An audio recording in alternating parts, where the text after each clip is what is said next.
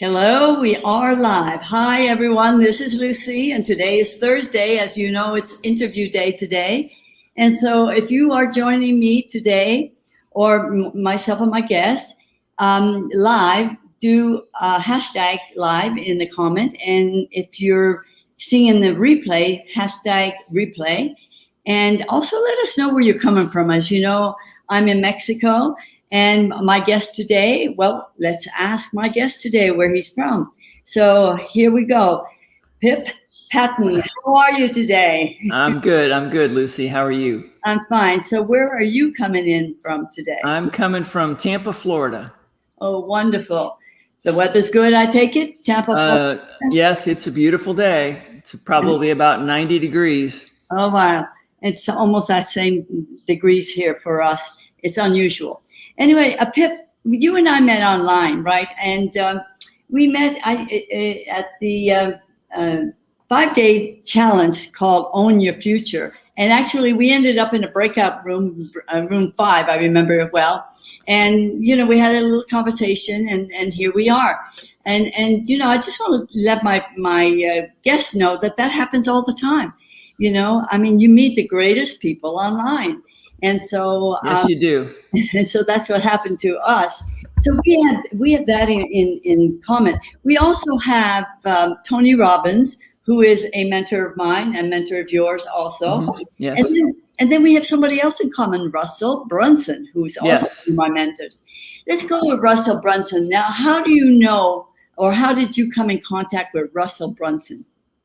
Well, actually, I've kind of known of him for a number of years, but about 3 years ago, I'm a member of a pretty large SEO mastermind because I've been involved in SEO for a number of years. Okay. And so the fellow who runs the mastermind actually invited Russell to come in and give a presentation regarding ClickFunnels, which is his software product that he sells. And I was very intrigued. I liked what I heard. I ended up buying the offer, and kind of have become drawn more and more into that world over the last few years. And it's become an integral part of, because I think there's a real need for, ClickFunnels is a software that builds sales funnels for really anybody that might need one, and businesses, coaches, agencies, whatever.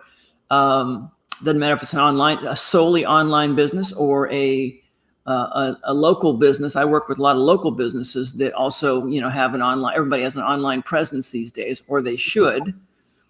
And so, so getting in there, the more I would get to see and hear Russell Brunson. I've read his 3 books that he's written over the last few years, and I have a great respect and admiration for what he's accomplished. Mm-hmm. He's a lot younger than me. I don't hold that against him. That's good. Now, we met at the free challenge, the 5-day challenge, Own Your Future. Now, I was there because I was one of the chosen 200 affiliates to be able to promote the program, because we were launching the next KBB, which was called Project Next. What brought you to Own Your Future? Well, it was promoted by Russell Brunson, and I have started to put on some summits, if you will. I don't know if that was called a summit or what it was called exactly. It was a challenge, I think. Challenges and summits are similar, so I had recently put on a summit for a nonprofit that I work with. And so anytime an event like that is going on and being put on by people that I have a lot of respect for, I want to get involved, because I can always learn something by how they go about doing it. What kinds of online websites they have, and the pages you see, and the emails that get sent out, and the texts, and all that different stuff that, these guys are the best of the best at it. So I can always learn by modeling, what they do. And so that was the reason I was there. Yeah. Wasn't it Jim Rohn that said success leaves clues? Yes. So, and if you're going to learn, you might as well learn from the best. And it's so easy today to get online and find the best, and just, you don't copy, you just model. Right. And it shortens the learning curve, which is great. Absolutely. Now, I know that you are co-founder of Search Intelligence.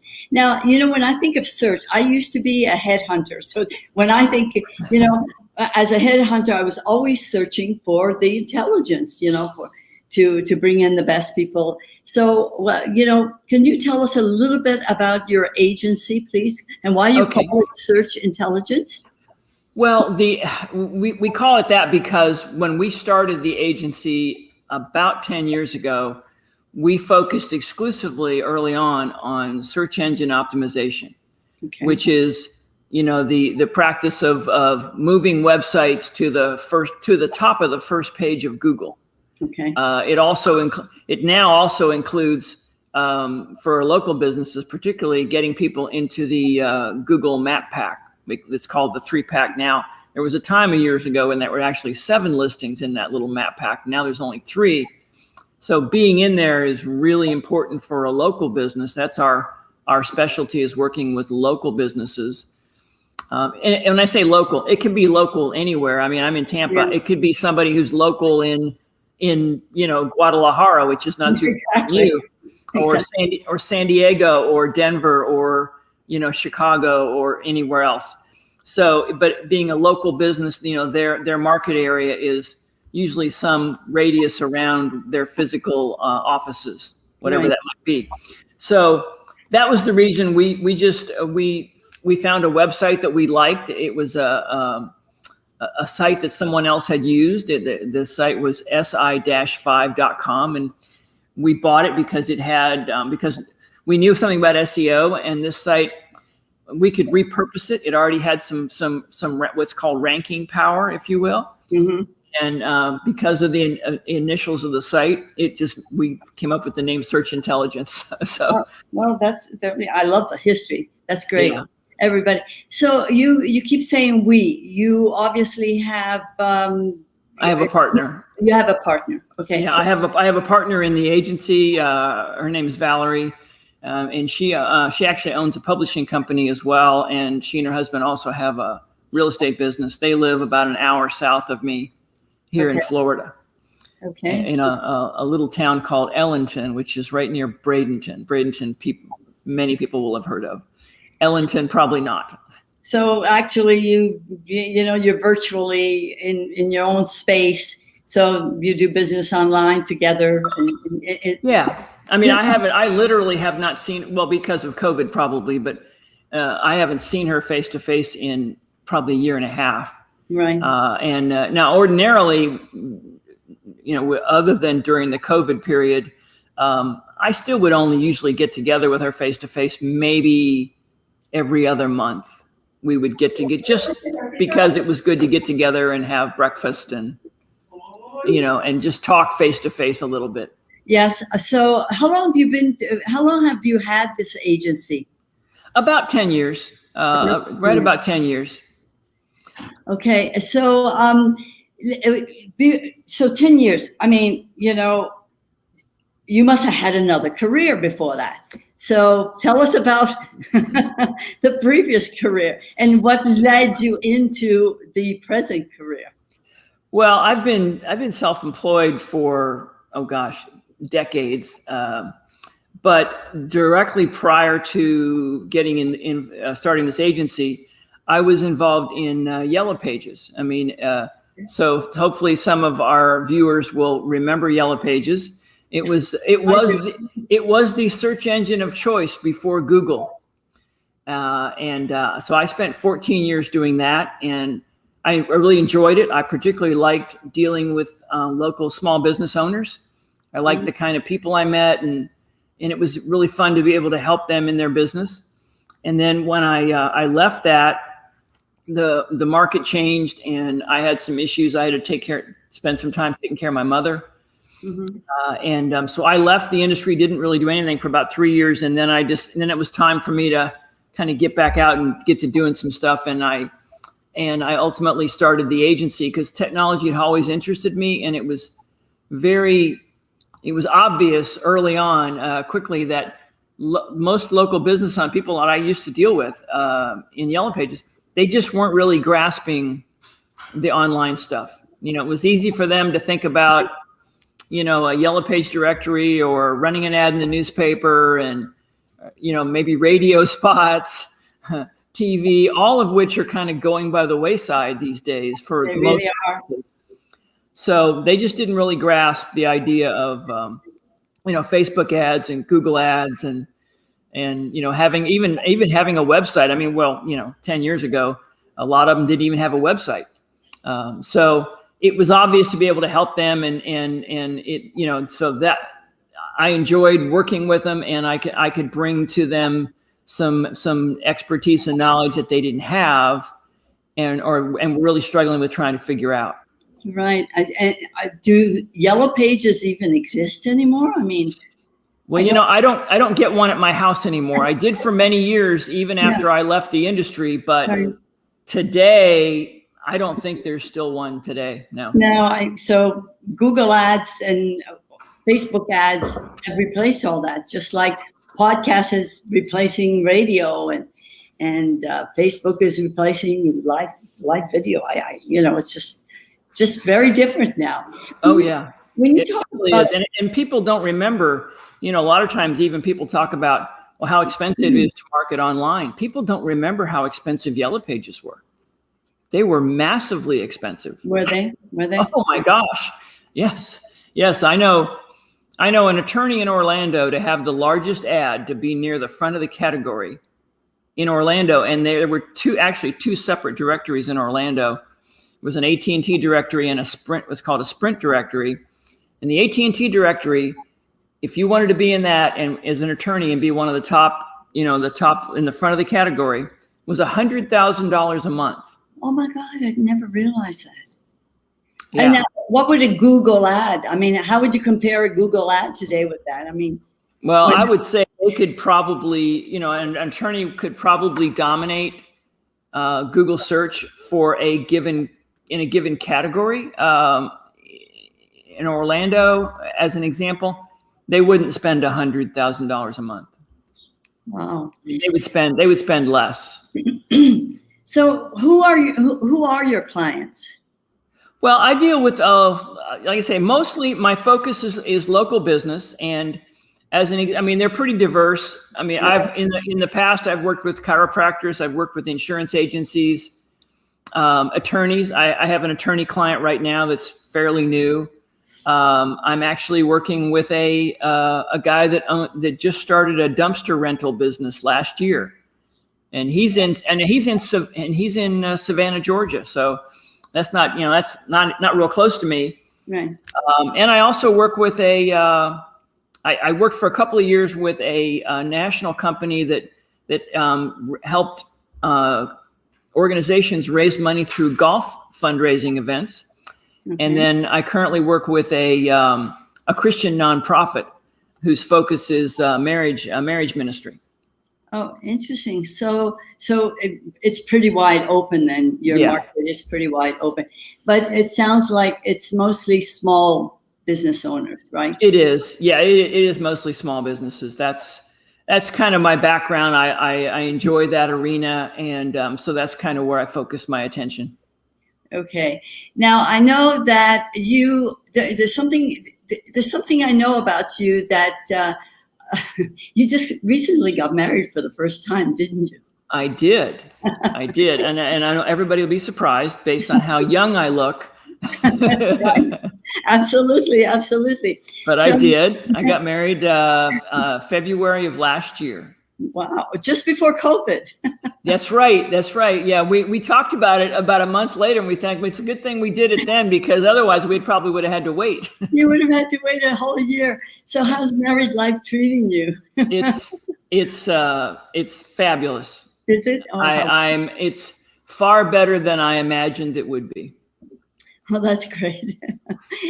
What's one thing that's better than when you were single? I mean, obviously the great company. Well, a lot, but the one thing, you know, it's funny. About a couple of years ago, even before we got married, I was at a networking meeting, and somebody said, write down the 10 things you're most thankful for. And first on my list was, I said, my wife's name's Robin, Robin's smile in the morning. Oh. She's always smiling when she gets up. And so that's probably the thing that I look forward to and appreciate the most. Oh, how sweet. Oh, that's really sweet. You mentioned networking, and I remember, when I was offline and doing business, we had to network. We had to go to the Chamber of Commerce. We had to go to meetings. So how do you find your clients now online? Well, we do some marketing. A lot of business right now is referral. Everything kind of slowed down during COVID. Mm-hmm. We had a few clients that really got hit hard with the COVID, and dropped off the radar. But things have really picked up since the first of the year. But we do some online marketing of our own and to attract clients. We're just putting a system in place now that, I think of it more as a teaching mode, where I'm putting out content that teaches people within the arenas that are our specialty for the, marketing ideas for local business. Right. And, if somebody follows it, they can do it themselves, but most people don't, they don't have the time or the patience, to do it. So they'll look for somebody to help you. But otherwise, I share all the information. And, like I say, our focus today is SEO, which also includes the Google My Business, the map listings, which are very, very important for a local business. We do help them with their websites and sales funnels. And we also do help them with email marketing, which is one area that local businesses really don't do a good job with at all. Right. Okay. Now, I know this is language that you understand, but, for the person who may be listening to SEO, we hear that thrown around a lot. Could you explain, first of all, what the initials are? Or it's not. Sure.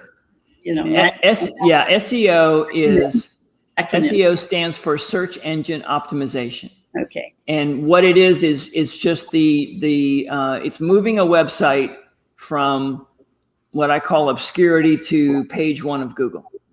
Okay. We used to have a joke early on in the SEO business. It was like, where's the best place to hide a dead body? And that was page 2 of Google.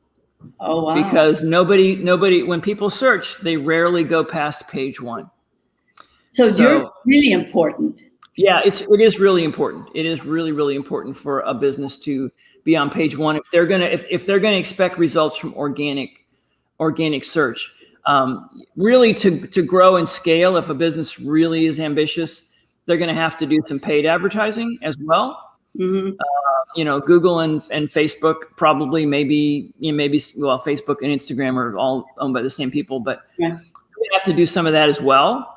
But as far as organic reach goes, you got to be on page 1, and preferably the top half of page 1. Okay. So the other thing that I know that Russell Brunson is somebody that you really admire. You talk about, I know he's involved in ClickFunnels, and you mentioned sales funnels. Now, what is the difference? I know there's a website. I know that you can take the website and make sure that it's on the first page of Google. How does the website compare with a sales funnel, for example? Can you explain that? Websites for the most part are predominantly an online brochure. Right. They don't really drive sales. A sales funnel has a specific purpose. You might have a link on a website where a link to a service that you offer, right. And people would click that link, and they would then go to a sales funnel, and the funnel would, the first page of the funnel would explain that service. And when they're there, they only have 2 options. They can either click away or they can move forward, which would mean, giving their email address or purchasing something or scheduling a call with the business, something to that effect. It's designed to help move people along the buying process. Okay. So for example, you go to Amazon, that's plenty of sales funnels, right? It's one thing. Right. Yeah. And e-commerce is a little bit different. when you're on Amazon, I mean, any page you go to, there's, 42 different things you can click on. Right. The idea with a sales funnel is kind of like what I would call a landing page. When someone lands on a page, they only have two options, and that is to click away or purchase or move whatever the page is telling them is the next step. Right. Sometimes it's a purchase. Sometimes it's just if some people use a sales funnel to offer a free, what we call lead magnet, where somebody will offer a free guide or some information, and they'll say, okay, where do you want us to send it? And they'll say, great, click the button and put your email address in, and then they'll send you this thing. Usually it's a PDF, a digital guide of some sort, or it might be a video, right. In exchange for an email address, and then that company will continue to follow up as a way of contacting. Because these days, if you expect somebody to buy from you, generally you're going to have to touch them 5 to 10 times. Absolutely. I mean, the percentage of people that will buy based upon the first touch is so small that you can't succeed if you're counting on that small a number, which is like less than 3%. So sales funnel and e-marketing. Now, email marketing is big, right? It's really kind of yes, and very necessary for business today, right? It's the foundation. Really, it's the foundation, because the thing that's what's nice about email marketing is your email list is traffic that you can control. Right. Otherwise, whether it's organic traffic in Google, or you're buying ads on Facebook, or buying ads in Google, or buying ads somewhere else, that's all traffic that you can drive to your website, but somebody else owns and controls the platform. And if they decide, as Facebook does sometimes, well, we don't like your ads, or you've violated our guidelines without telling you why. Yeah, exactly. They never tell you why. Right. And so all that is great, and it's important. But if all that goes away and you still have a sizable email list, then you can still generate business, and you can still, stay in business and make money, because you have a list of people that have interacted with you before, and hopefully they've had a good experience, and they will then, do business with you again. Okay. And that's why email is so terribly important. And most local businesses, they collect email addresses generally, but they never email their list. They're like, most of them are afraid this. Well, if I email my list too much, they'll drop off my list. Yeah. Kind of like, well, if you don't email them, doesn't do any good to have it. Right. And if they don't want to be on your list, fine. But then if you email the people that do want to be on your list, then there's a benefit to that, and you can generate more business, that way. So it's really, really important. And one of the things, and when we talked earlier, you said I could offer the audience something, and I'll just mention it. Because so many businesses, collect emails, but yet never email them, those lists are kind of stale. And so what I ran across last year was a really, really good email sequence that's designed to warm up a list that hasn't been emailed hardly ever, if ever.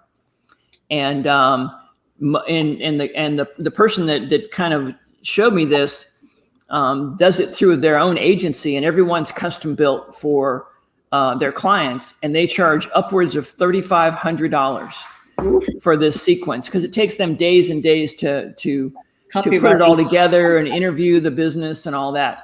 So what I've done is I've taken the basic formula and created what I call a fillable PDF. And so it's the questions there, the prompts are there, there's blanks to fill it in, and somebody can fill that entire thing out and then send it back to me, and I'll create the 6 email sequence for them. And I'll do that for $7. Wow, what a break. Yeah. Unfortunately, I don't have the order page quite done yet. But anybody who's interested, all they have to do is email me at the email on that's scrolling across the bottom of the screen.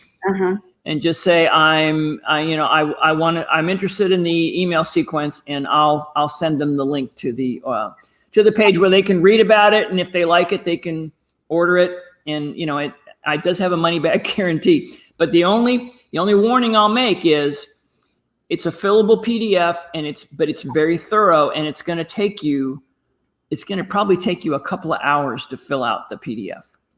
Okay. Because it takes you're gathering a lot of information with which to create the emails, and they're designed. The emails are designed to engage the audience, put you in the right light, let them understand what you do, why you do it, how you do it, and who you do it for. And it just takes some time to get all that put down on paper. Wow, thank you so very much. So if you're interested in the email sequence that Pipp is offering you for $7, all right, please contact Pipp at Pipp. So it's Pipp at Pipp.rocks, ROCKS.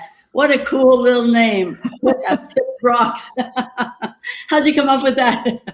It just, over the last few years, there have been a lot of new domain extensions created.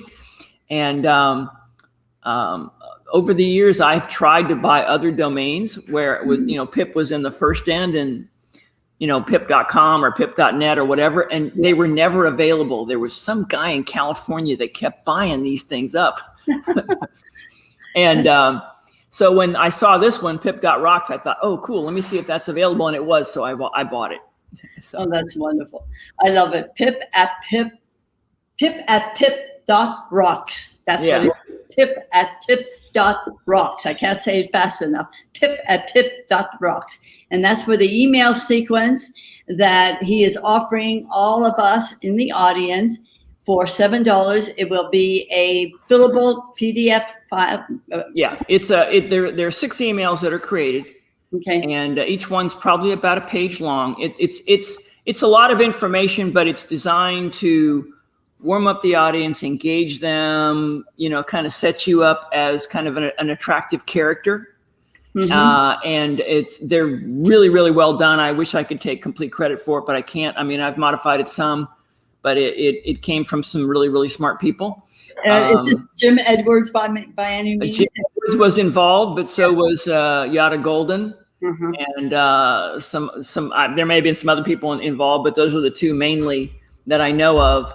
And so it's really good quality stuff. And good. I may be your first customer then. Okay, no problem. Happy to do it. Okay, Pipp, thank you. I don't want to take any more of your time. I know how busy you are. I want to thank you for being with us. It's been a delight spending this time with you. We have all your information here to make sure that if anybody wants to contact you, they know exactly how to contact you. Again, if you want the email sequence, the fillable PDF piece of paper, please, contact Pipp at Pipp.rocks. All right. And that will cost you $7. So thank you, Pipp. And thank you also to all of our audience today. And we'll see you next week. You bet. Thank you, Lucy. I appreciate you inviting me on. You're very welcome. It's been a delightful Bye-bye. experience. Bye-bye. Okay.